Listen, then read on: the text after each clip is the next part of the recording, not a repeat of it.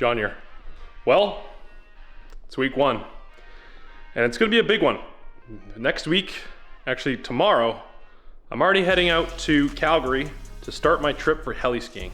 And we're gonna land in Calgary and make our way over to BC, Revelstoke, just north of there as well, to do a full week of heli skiing. I mean, it's something I've been looking forward to for a really long time. Yeah, we gotta start packing. It's tomorrow. It's tomorrow. And it's something I look forward to, and also makes me nervous because I'm the type of guy that often forgets something. Almost always. Yeah. So we're gonna try to pack for this event. And it's a lot of skiing. It's a lot of coverage of my whole trip. So we gotta keep that in mind when we go and do this. And we're gonna face some challenges. I'm already nervous. Let's go get it. Okay. All right. So I think the biggest one today, the theme of today, is coverage and compact coverage. So that's the one thing I'm gonna probably struggle with. But we're gonna do this together. Let's get us started. The things I expect to shoot, obviously when we're skiing, is wide. So for that, I recently got a GoPro 12. We're gonna hook this up, kind of like the way Gimbal God does, and his content is sick. He's a boarder. He tracks other boarders that are extremely high level, and it's insane to watch. So for the wides while we're skiing, that's what we're gonna do. Additionally, I've got my 3-meter long 360 pole. So I'm gonna run the Insta360 1X2 as well for either myself or just various wide angle, almost drone-like shots while we're skiing around. And that's the problem when you're kind of like a one-man band. You can't be operating drones and stuff while you do these things. So those are gonna be my 2 wide angles for the ski adventuring. And I'm gonna keep those 2 on me while I ski. I'm gonna be bringing the WANDRD 6-liter kind of like satchel bag.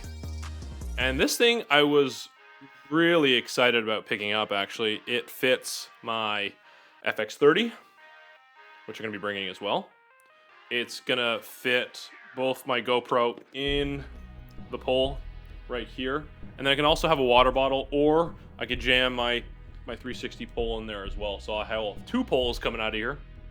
And that should be enough for at least the stuff that's on the go. For the rest of the coverage, whether it's the vlog, between all the action kind of thing, we've got the FX30 with arguably the best vlog lens known to man. It's the 10-18 by Sony, and that thing slaps. Additionally, we've got the Sigma 18-50, even in a 2.8.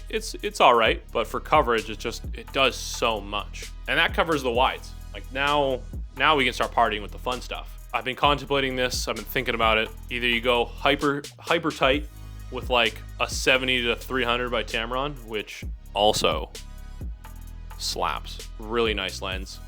No stabilization, which is fine. We lock that stuff off, whether I'm in the residence that we're staying at, and that's actually it.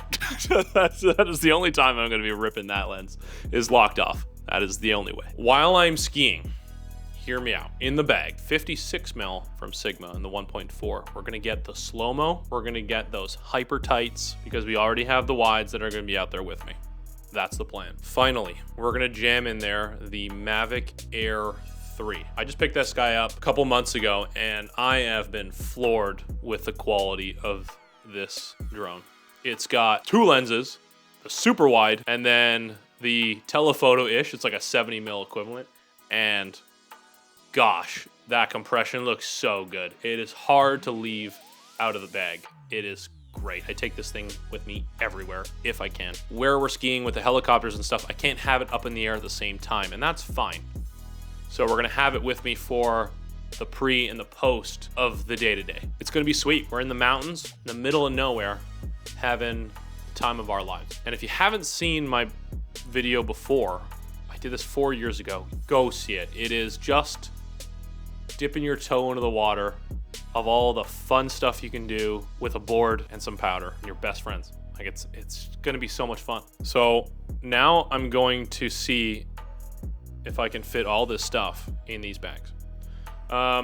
Speaking of bags, the bag that this guy is going on, VSGO Design, makes this guy, and I've loved this thing. I've beaten it up so much. It's got great usability, and it's a fairly small bag compared to like the really big like alpine packs that I've got. While I'm skiing, I won't have this pack on me because I have an avalanche pack on me, because I'm not considering dying on this trip.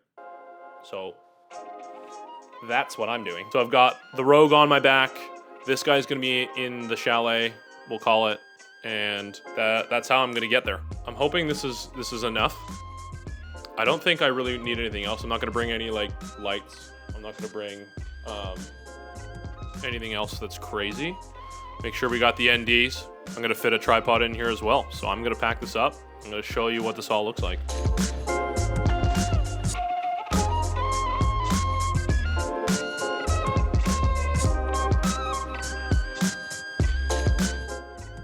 Dude, so we did it. Man, I'm really looking forward to this trip. It's gonna be an absolute banger. Week 1, guys, we did it. I told myself last week that I'm gonna make 50 videos, and we're just gonna do it. So hop on the hype train. This year's gonna be great, and we're gonna do it together.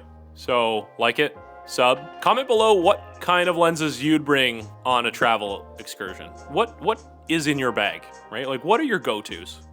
I know I'm packing for quite a bit, and for me, this is compact because I was raised on the idea that 1 is none and 2 is 1. We're gonna get it done, but let me know what you guys would bring on your excursion or on my excursion. And like always, I'll see you in the next one. Cheers.